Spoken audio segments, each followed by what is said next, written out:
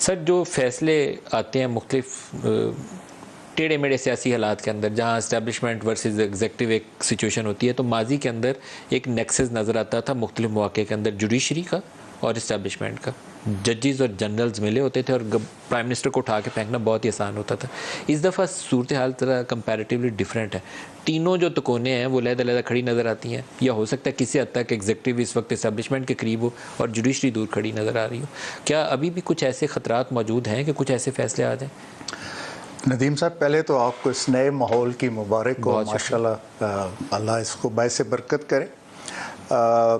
اس سے یہ اندازہ ہوتا ہے کہ کم از کم سما کے دن بدل گئے ہیں، قوم کے پتہ نہیں کب بدل گئے. دیکھیں ندیم صاحب، مجھے تو جوڈیشری سے کوئی ایشو نہیں ہے اف کیس از بٹوین اللہ رکھی اینڈ غلام سرور. یہاں پہ ہمارے چاہے کتنے بھی گئے گزرے ججز کیوں نہ ہوں، وہ بہرحال کوشش یہی کرتے ہیں کہ لاء کے قریب رہ کے فیصلہ کریں. ہاں 19 سے 21 ہو جائے وہ ایک علیحدہ بات ہے، لیکن نارملی کوئی ایسا ایشو نہیں آتا.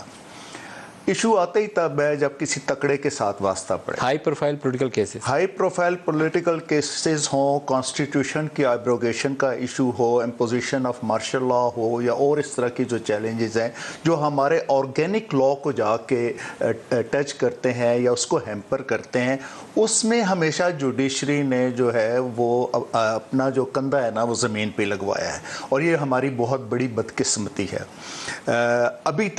ابھی تک جوڈیشری کے ریکارڈ پہ کوئی ایسی ججمنٹ نہیں ہے جو کسی تالے آزما کی موجودگی میں دی گئی ہو کہ تم نے کوئی غلط کام کیا ہے. ایک فیصلہ ہے، میں آپ کو بتاتا ہوں، اور وہ 7 رکنی بینچ تھا جس میں پرویز مشرف کی یونیفارم کے حوالے سے وہ تھا کہ اس نے ایک کمٹمنٹ کی تھی قوم سے کہ میں 31 دسمبر کو اتار دوں گا، وہ نہیں اتاری. اس کے حوالے سے ایک پٹیشن فائل ہوئی تھی. اس میں بدقسمتی سے جو 4 پنجابی ججز تھے انہوں نے پرویز مشرف کے حق میں فیصلہ دیا، اور 3 رانا بھگوان داس صاحب، سردار رضا صاحب اور میاں شاکر اللہ جہاں صاحب، ان تینوں نے پرویز مشرف کی موجودگی میں اس وقت وہ فیصلہ دیا. یعنی کہ یہ 3 ججز کا ایک ایسا فیصلہ ہے جس کو میں کہہ سکتا ہوں کہ بہت دلیری کا فیصلہ تھا.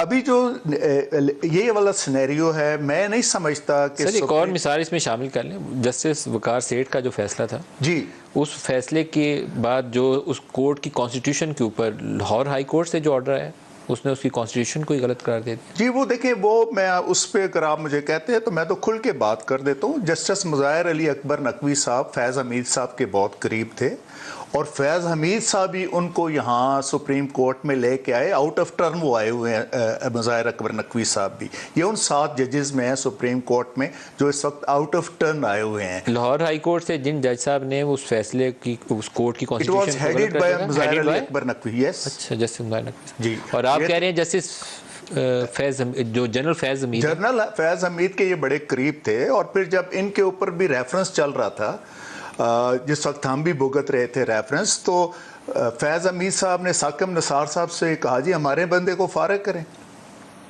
تو انہوں نے کہا جی ہمیں تو کوئی ایشو نہیں ہے، اس میں آصف سعید کھوسا صاحب بیٹھے ہوئے ہیں، تو آپ کچھ طرح کریں کہ ان کو ریکیوز کروا لیں، ہم ان کو فارغ کروا دیتے ہیں. یہ کیس کی تھوڑی روشنی ڈالیں، میں پورا سمجھا نہیں اس میں مظاہر نقوی کیسے آگئے؟ ریفرنس دیکھیں، ریفرنس ایک آیا تھا ان کے خلاف بھی مظاہر علی اکبر نقوی جوڈیشل کونسل میں، سپریم جوڈیشل کونسل کے پاس تھا، اور اٹ واز ہیڈڈ بائی میاں ثاقب نثار. سیکنڈ سینئر جج تھے اس میں اپنا آصف سعید کھوسا صاحب، اور تیسرے جج تھے اس میں گلزار صاحب. تو وہ ایک ججمنٹ دی تھی آصف سعید کھوسا صاحب نے کہ انہوں نے ایک بیل لی کہ فیکٹس وہی رہے، پارٹی وہی رہی، صرف وکیل چینج ہوئے، اور اس میں کچھ کرپشن کے ایلیگیشنز لگائے گئے تھے. کیس کون سا تھا وہ؟ یہ لاہور کے کوئی بیل کا تھا، وہ رپورٹڈ ججمنٹ ہے. تو اس میں جنرل صاحب کیسے آ گئے؟ میں اس کی بنیاد پہ ان کے خلاف ریفرنس بنا، وہ ریفرنس فیس کر رہے تھے.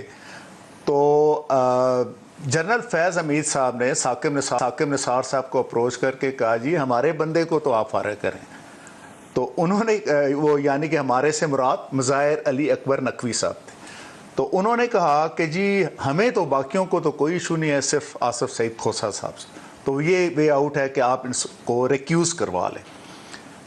ریزلٹنٹلی ان کو ریکیوز کروایا گیا سپریم جوڈیشل کونسل کے صاحب نے ریکیوز کر ریکیوز کیا. اور آپ کے خیال میں پھر ان کو جنرل فیض نے ان کو کہا اگر انہوں نے ریکیوز کر لیا مان بھی لیا انہوں نے؟ یس یہ ریکارڈ کی بات ہے یہ, کیونکہ ہم اس وقت خود بھگت رہے تھے. میں نے اور جسٹس فرخ عرفان صاحب لاہور ہائی کورٹ کے ہم دونوں نے بھی آصف سعید کھوسہ صاحب کے اوپر آبجیکشن کیا تھا, لیکن انہوں نے کہا جی میں نہیں, آپ کے آبجیکشن پہ میں نے اٹھوں. لیکن اس میں وہ اٹھے, جو نیکسٹ سینئر جج تھے وہ آ گئے, اسی دن ان کے خلاف ریفرنس ڈراپ ہو گیا. وہ کون سے جج تھے جنہوں نے پھر ریفرنس ڈراپ کیا؟ ثاقب نثار صاحب, گلزار صاحب اور غالباً اجاز افضل صاحب تھے, یا اور ساتھ 2 ہائی کورٹس کے سینئر ججز تھے.